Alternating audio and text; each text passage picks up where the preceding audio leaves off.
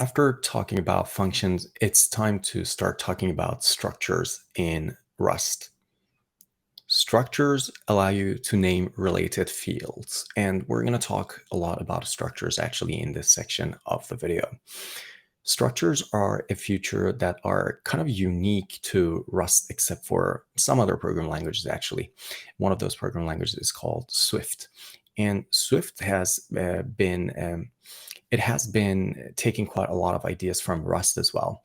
And this is kind of like a ping pong between Swift and Rust. Rust takes some ideas from Swift and also vice versa every now and then. But structures in Rust are a feature that have been available from almost the beginning. And also they were also available in Swift from the beginning. So it's kind of unclear who took the idea from whom, but if you work with Rust structures, you can also be quite proficient with structures in Swift as well, as you'll see later.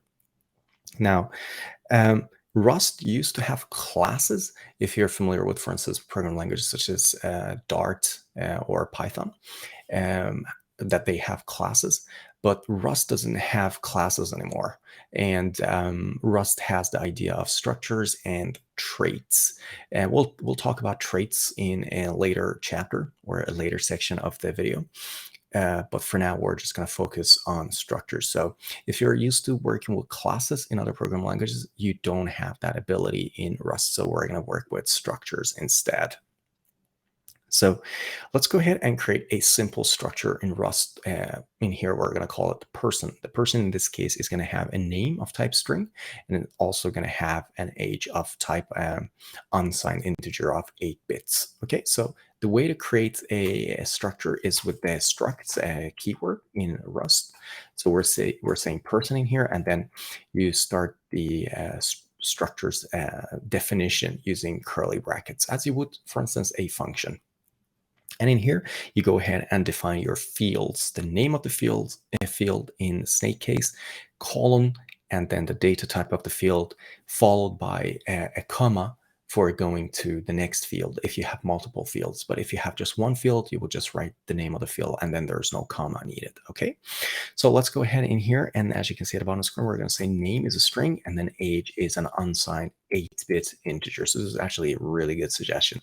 But if you had just one field, you would write your structure like this, and this is completely fine implementation as well.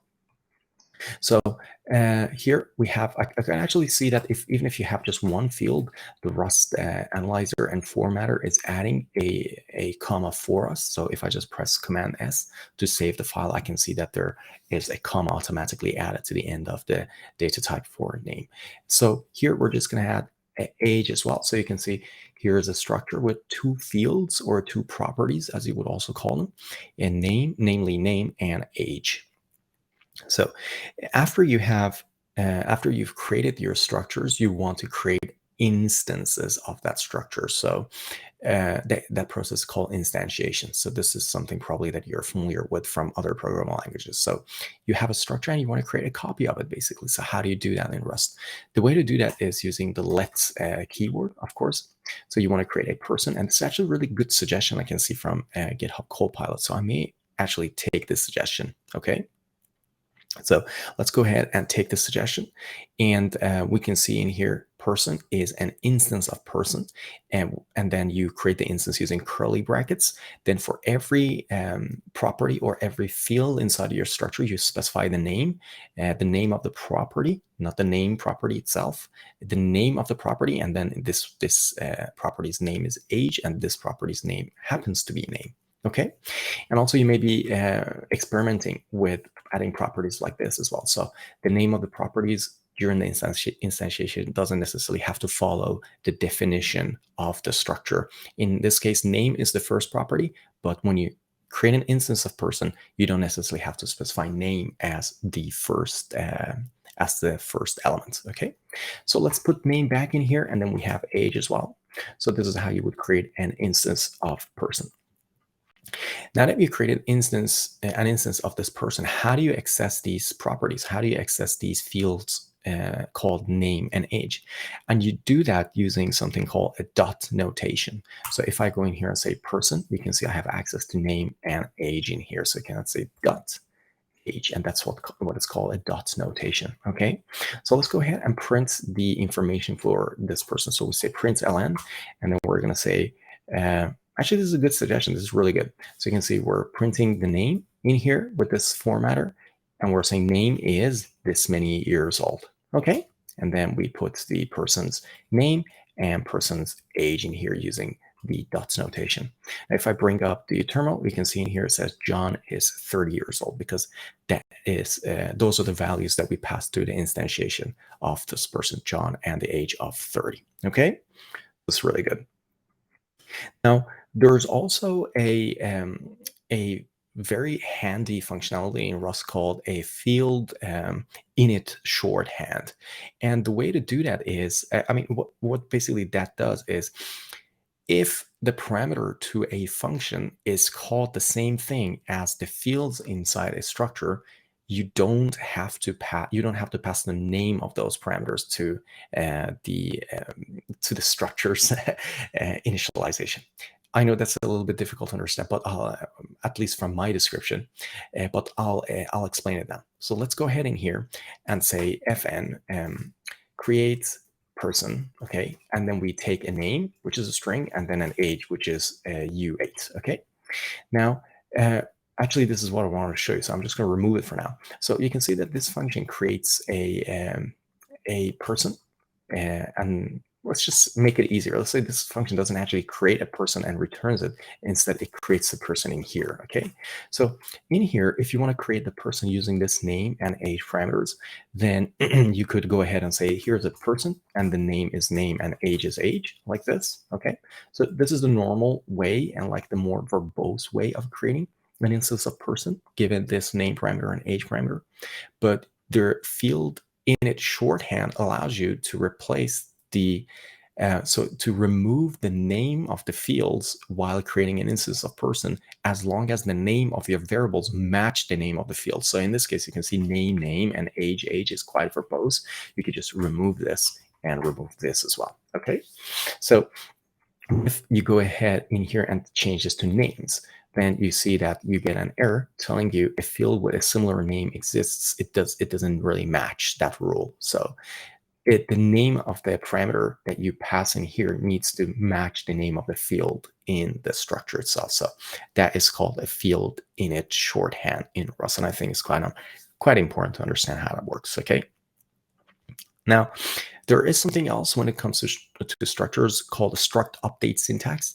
And that is one of my favorite features of Rust, which I wish was actually available in some other programming languages that support structures such as Swift, but it's not available at the time of recording this video, at least in Swift. So the way that works is, if you have a structure, and now in our case, for instance, we have only 2 fields, but in reality, when you go ahead and create advanced programs with Rust, you can have a structure that has, for instance, 10, 20 fields. Now, if you have that structure with 10 and 20 fields, and you create an instance of it, then you want to create an instance of the same structure with only 1 or 2 properties changed, but the rest of the properties have to be brought into the new instance. Then you don't want to go ahead and like read all the values of the previous structure instance and assign them to the new structure.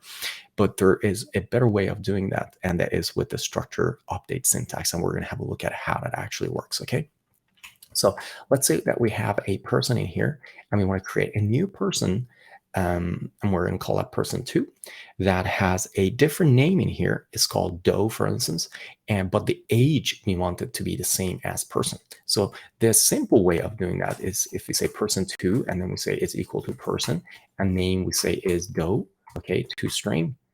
And then the age, we want it to be the person's age in here. So we want to bring this person's age into person2 age. So a simple way of doing that is say person.age, okay? And you can see this works fine. Yeah, you created a new instance of person with the age brought from the previous person's age. However, there is a better way of doing that with the structure update syntax or struct update syntax. And in here, you would spread the other person in here, and with all the properties of that person being brought into person 2.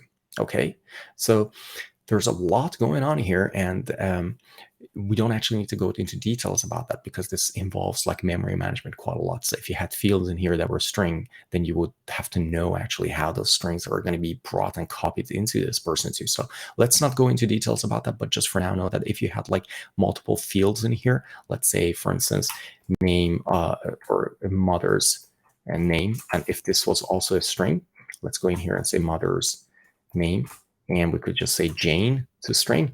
And by spreading this person in here in the creation of person 2, mother's name is also going to be brought into this person 2's instance. Okay, so that's the structure update syntax or struct update syntax in Rust. Okay, so let's remove this code that we've written in here, remove the person code in here as well. Okay, so that's really good before moving on to the next section of this video. Now, Rust also has support for tuples. If you're familiar with programming languages such as Dart, Dart doesn't yet have tuples, but may be added to the language in the future. But a tuple is a structure without field names, or usually without field names, actually. And tuples are supported in some other programming languages like JavaScript, Python, Swift, and of course in Rust, but not in some other programming languages such as Dart. So let's create a simple tuple in here for a 3D point. So a point that has and that can be described in X, Y, and Z axis. It has 3 properties, of course, X, Y, and Z with floating point values.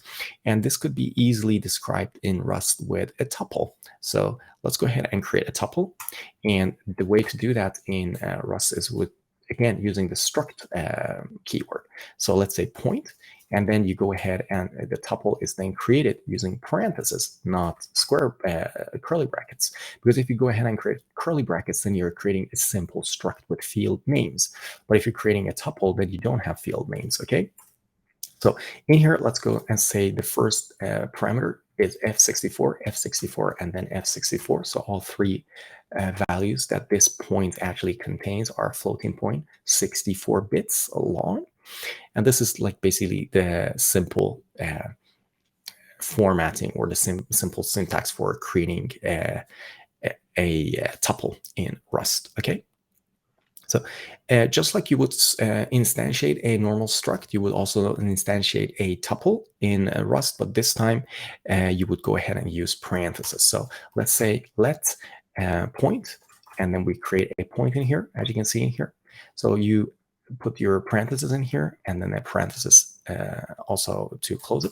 Then you wouldn't basically go ahead and create your tuple instance using curly brackets, because that's not how tuples work in Rust. So in here, we're passing the value of 0, 0, and 0 to all 3 parameters in here. You could say 0, 1, and 2 if you want to, for instance, to differentiate the values. So it's a little bit easier to see them while debugging our application, okay? So you may be asking, so, okay, once we created this point instance, how do we access the values inside this point? I find the accessing of the values inside tuples in both Rust and Swift a little bit awkward using dots notation. And that is simply because, as you can see here, if I type point, if I want to access the first value, which is this floating point 64-bit value, I have to say .0. And because that's the 0th value, so the value at index 0, value at index 1, value at index 2. That's how you would access values inside your tuples in Rust and Swift, actually.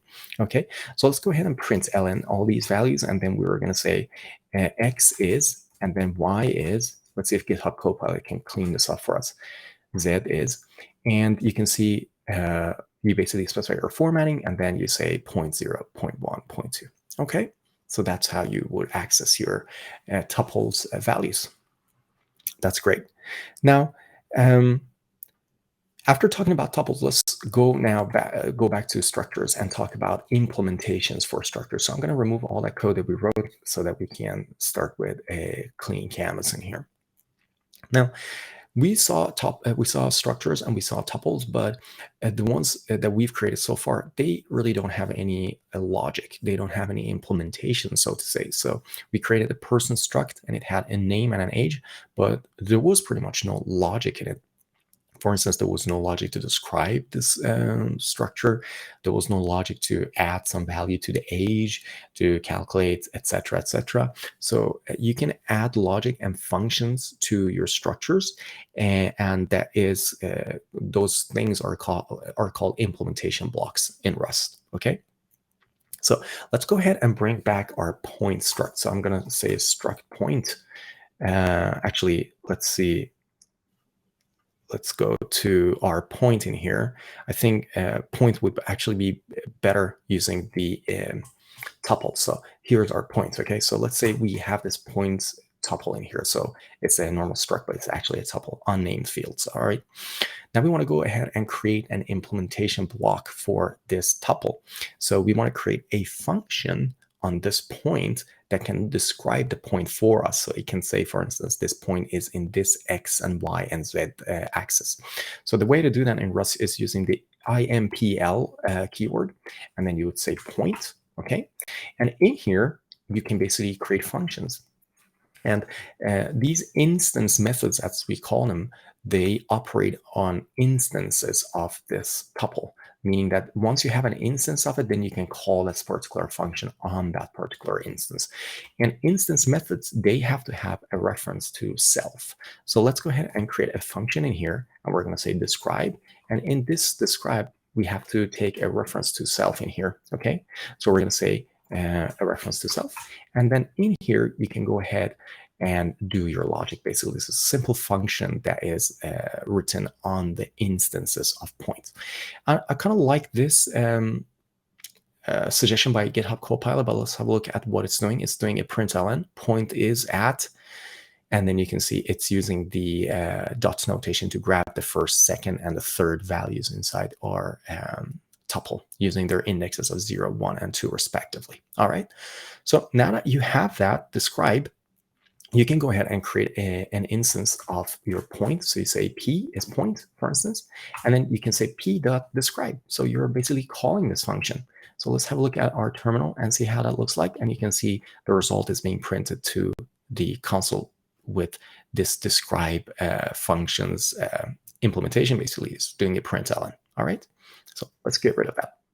That's how you would add an implementation block to an existing tuple in this case, okay?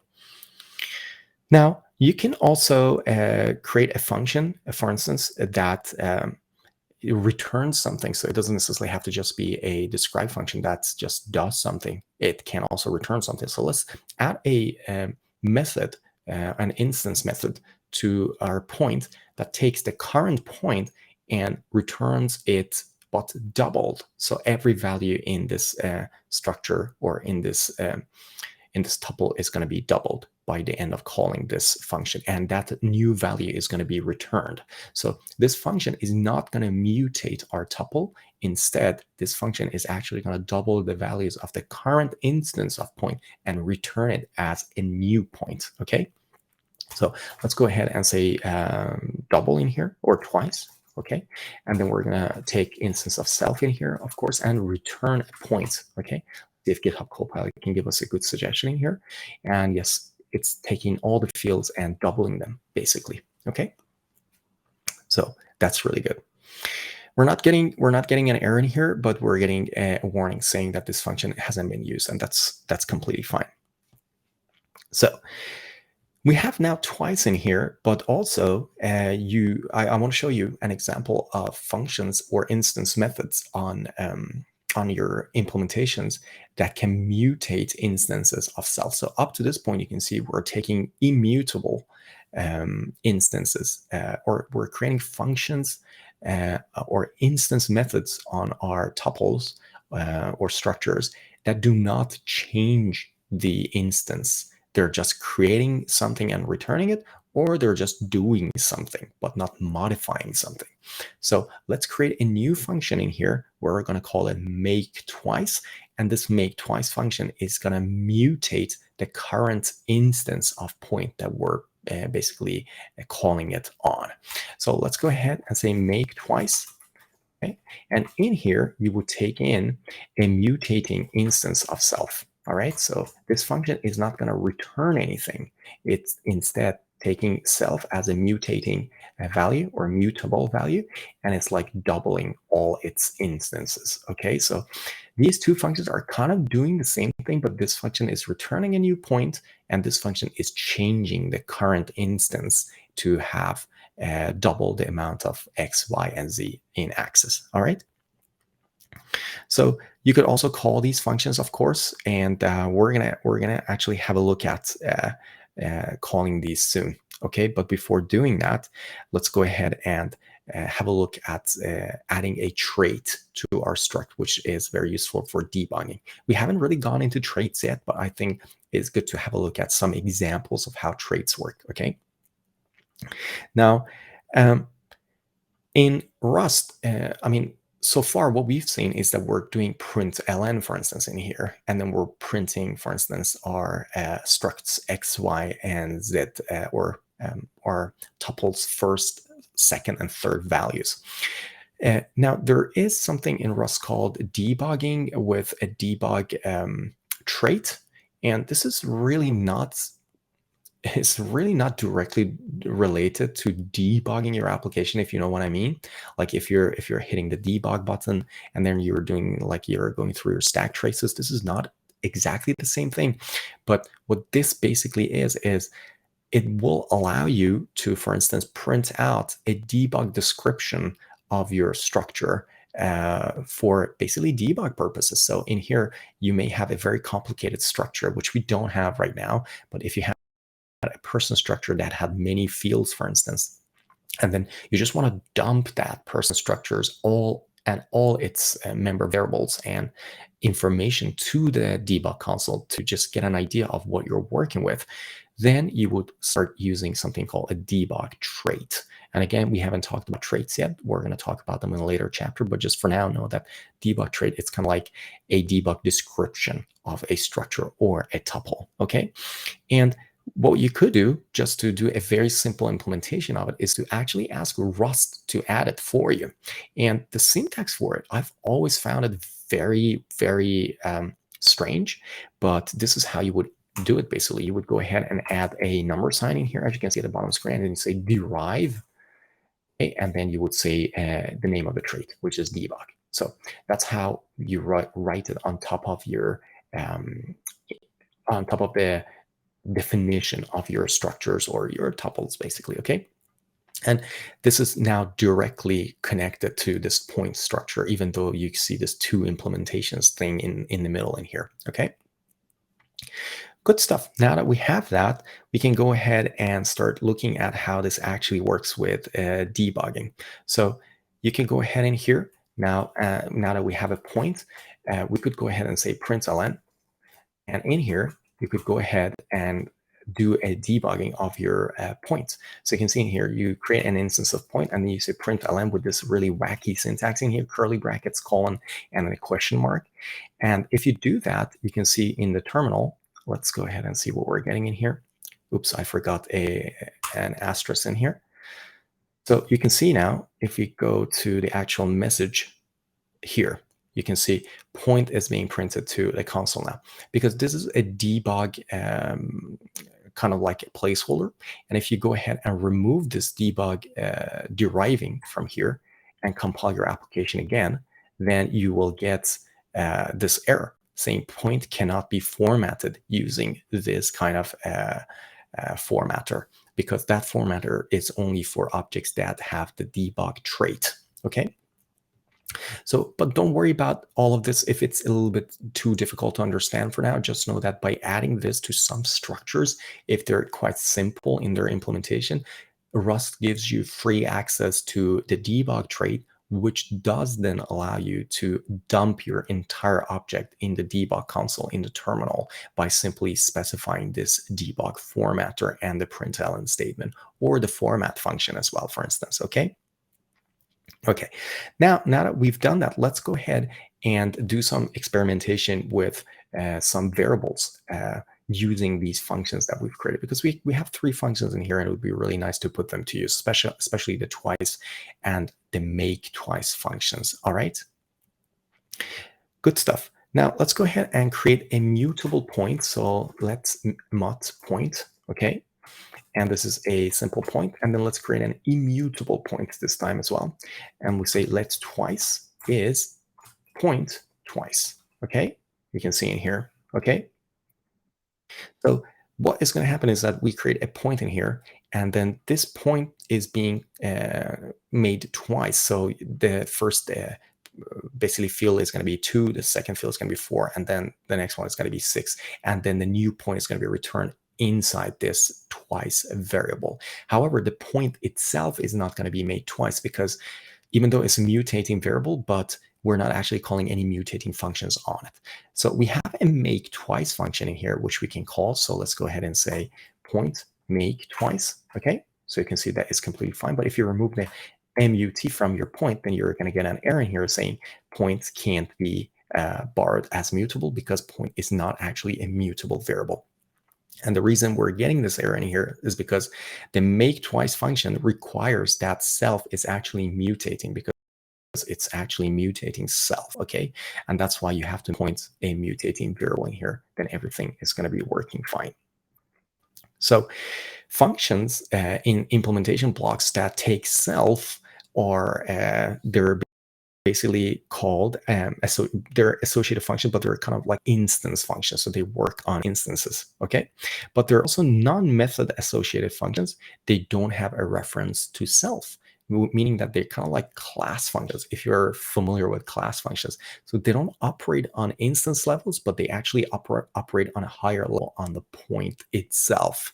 So they don't have access to these variables, because these variables are only available at an instance level, but they can operate at a higher level. They're sometimes actually quite useful.